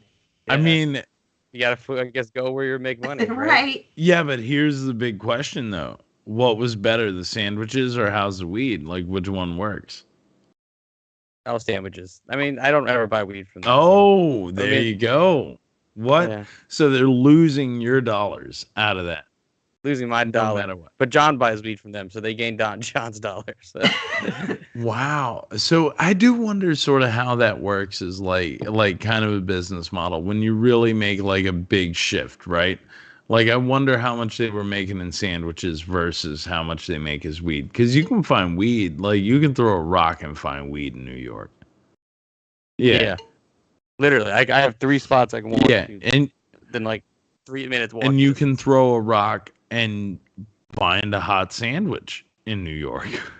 Yeah. Also, I can walk the same distance to get a hot So- sandwich. I mean, it's like pick your poison. I don't know. There was another episode that really stands out, and I can't remember. Yeah, what's your favorite episode, or what's either of you guys' favorite? Well, I was going to tell you real quick of the actual Tales from the Crypt because it was another one that like it was one of those turning points for me, and it may have been the same season as The Death of Some Salesman. Liz, do you remember the one that happens at the logging camp? The guy falls in love with the boss's wife, and they start an affair. And like there's this whole like shower scene. She comes out and she's like hitting on the guy, and he's the new logger, the greenhorn, and the dude that runs it. It's almost like a farmer's story where it's like, don't bang my daughter, but it's his like weird young wife. Anyway, the whole thing ends. The whole thing ends with them putting the guy inside of a log and then sawing through him. And so, like, you Sick. see this fucking like this bisection of him inside the log, and like there's blood coming out and everything, and it's all fucked up. You remember that at all? I do remember that because it had a really pretty woman in it that she also has a very bit part in um Let's see. I'm gonna look it up. I'm losing my mind. Death Becomes Her. Yeah. A very bit part in that too, which makes sense because it's Zemeckis and Zemeckis. Yes. Let's see. I'm gonna find it. It's Split Second. Split Second is what it was called. And Split Nice. Second. I get and it her because name you is Michelle Johnson. She was there beautiful. you go with the hair and that jawline. Mhm. And then the guy that plays Brian James, he plays the lead, the Steve Dixon, who's the guy that she's married to or whatever.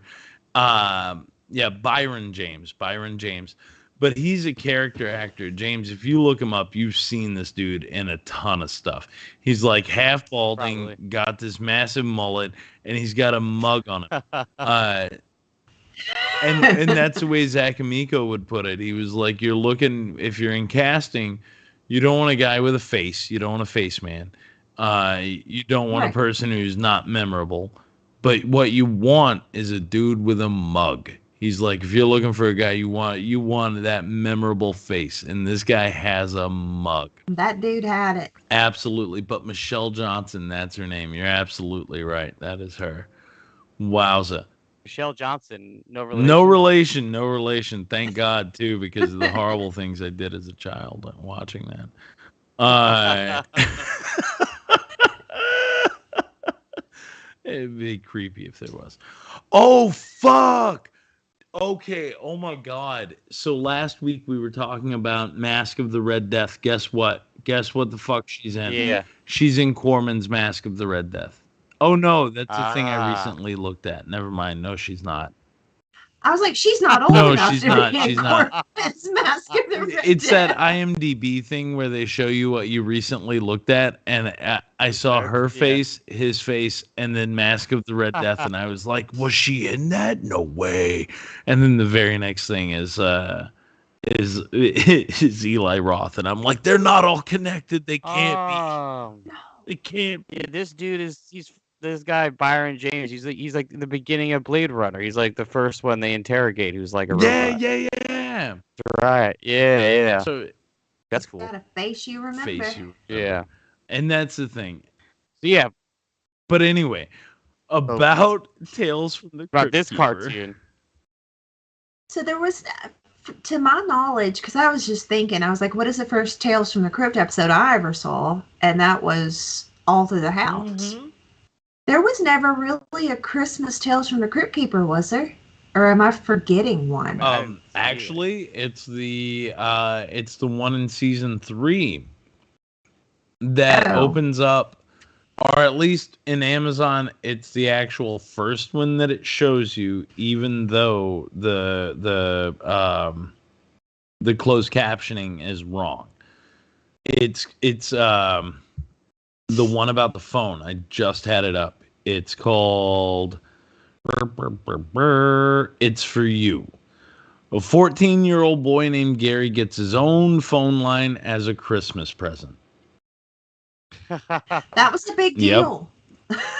I mean, I remember that in like sitcoms where they'd just be like, "Oh, you kids, you finally get your own." You get your own phone, phone. you get your own line, you get your own number. Whole deal.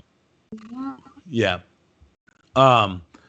It's called It's For You, but that's the only Christmas one that I remember in what I saw. Now there could be other ones. I'm cruising through here. Most of it was like birthday episodes. Oh, look, okay, and James, I know you didn't. Liz, did you get to Chuck and Melvin and the Beanstalker? No. It's in I remember seeing the Melvin one where they're chasing Sleeping Beauty. Okay, this was And Chuck and Melvin and the Beanstalker, and it's What this season? is season 2, but they're Okay. back from Sleeping Beauty, and they must steal the treasure of a giant cyclops named Beanstalker.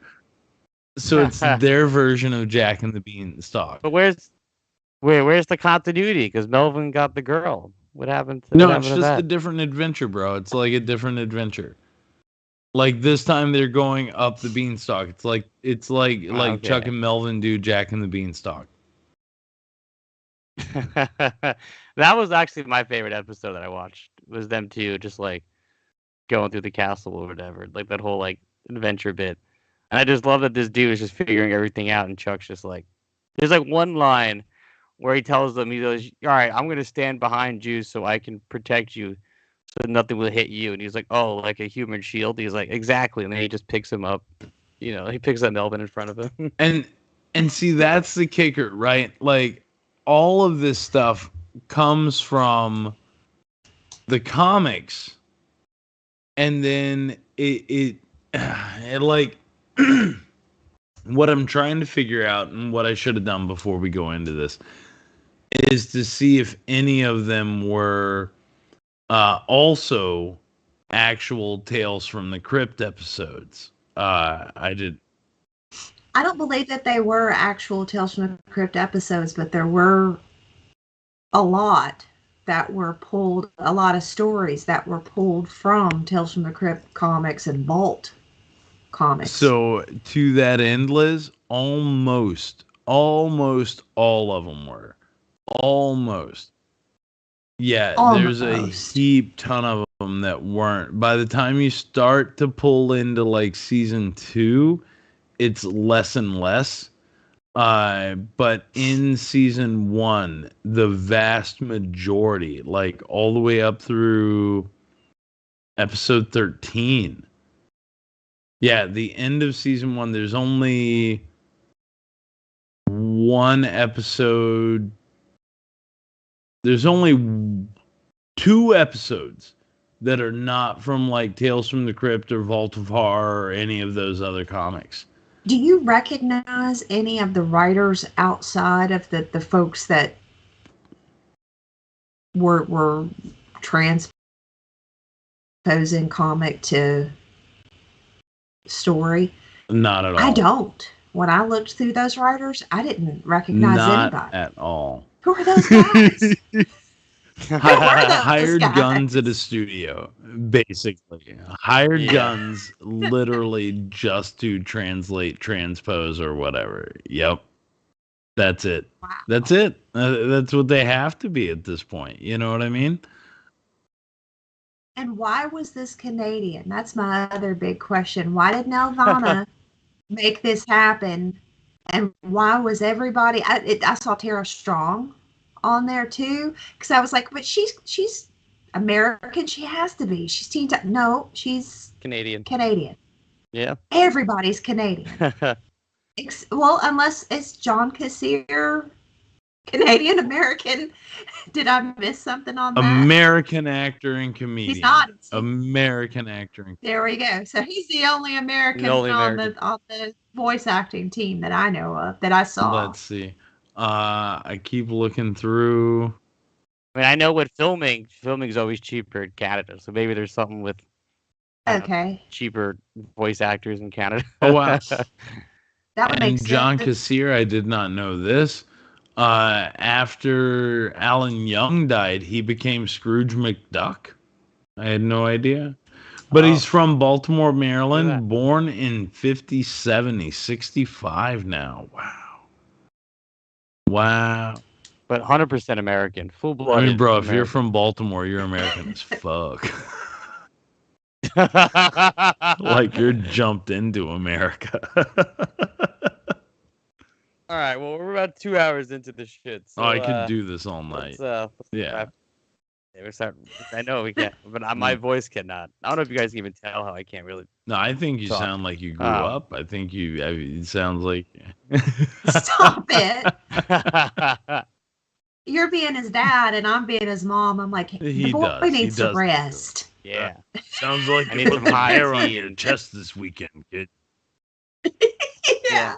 I'm Let going to the skip boy school again rest. tomorrow. Oh, you and Yeah, Yeah. Liz, what are your final thoughts on the show? Done listening to Me? them talk. Yeah, what are your final thoughts? What are you giving it? What are your, So what are you seasons 1 and 2, amazing. this? Season 3, good, not amazing. Hope that's working because I'm playing it off my phone. It worked. Okay. It was So, yeah, so what are your final thoughts though between the first two and the third season? What do you? I think that it's great. I think it holds up. I think it's something that like Ben said, the morality play, like that spans across generations, and it plays into what the horrors are for children more so, or for people, and more so than the supernatural. And the supernatural is actually usually what's working for the characters in the stories. I really appreciate that, and I think it was something really cool to have, and something at the time, and something that I cherish a lot. Season 3, not so much, but I appreciate the effort.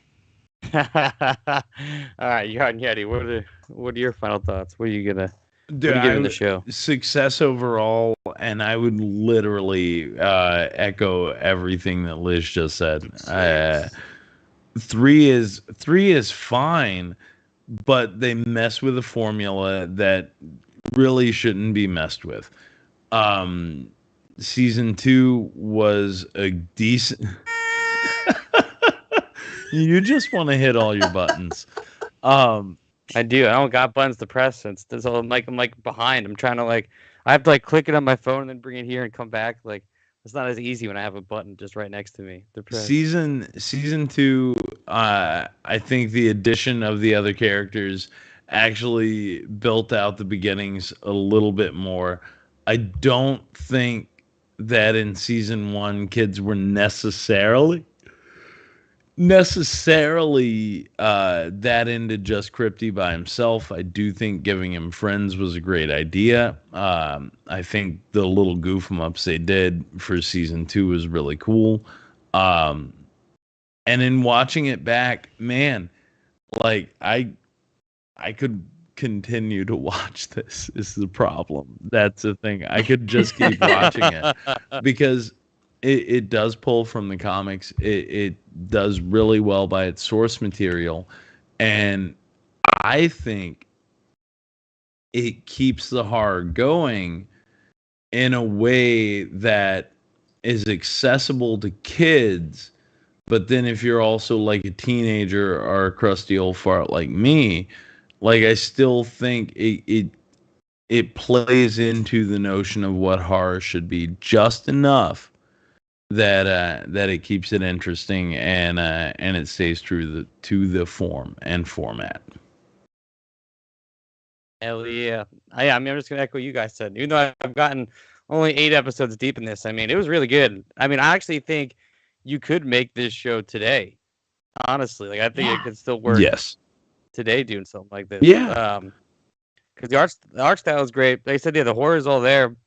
So my 2 favorite episodes were the one with the Chuck and Melvin, and then the Caveman, Encino Man episode was just, I really liked that episode a lot. And the one episode I really liked too, I didn't finish before I got on air, is the monkey paw episode, or the wishing hand episode. That was really good. I didn't get a chance to finish it. My favorite part about it is that they were like, we need a big flat screen TV.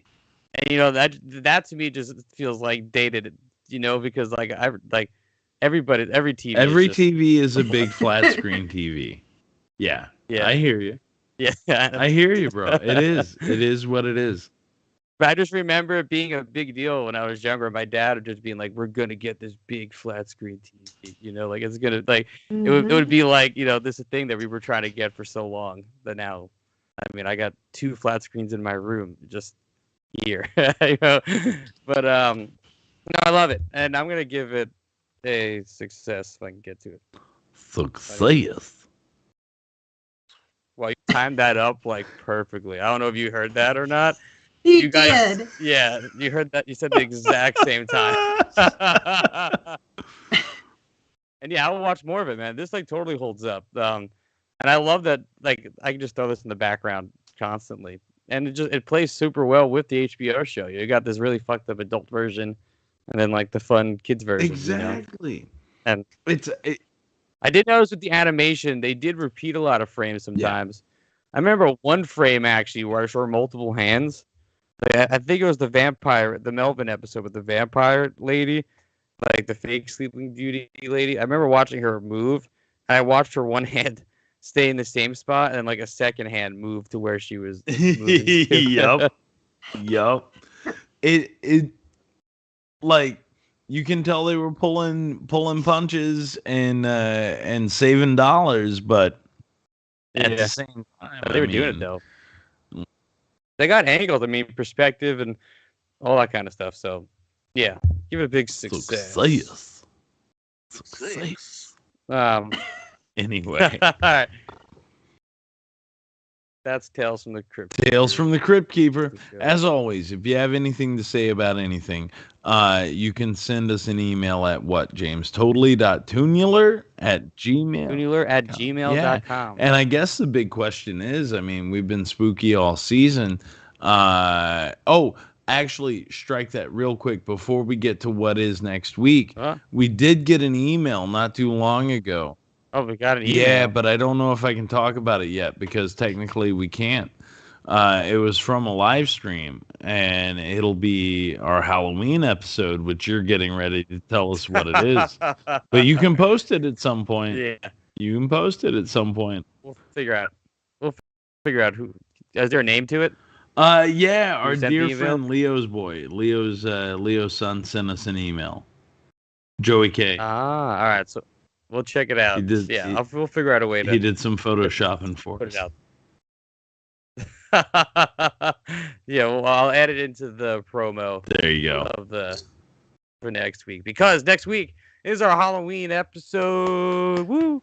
Obviously we pre-recorded it because Ben has a job, and we just recorded it early. And whoever enjoyed the live stream, thanks. But I will drop it on YouTube on Tuesday. Beautiful. Tuesday is Halloween, right? Yeah. Right. The 31st. Yeah. So whatever Halloween is. Yeah, I know it's during the week. Famously, it's Tuesday. October 31st. Yeah. But I don't know what day of the week that was. I have to look at the calendar this week. Whatever. I think it's Tuesday when I checked it last. But yeah, so I'll drop it off on YouTube here on Tuesday. You can watch it here, and then obviously again on Saturday morning. But James, what are we watching for Halloween?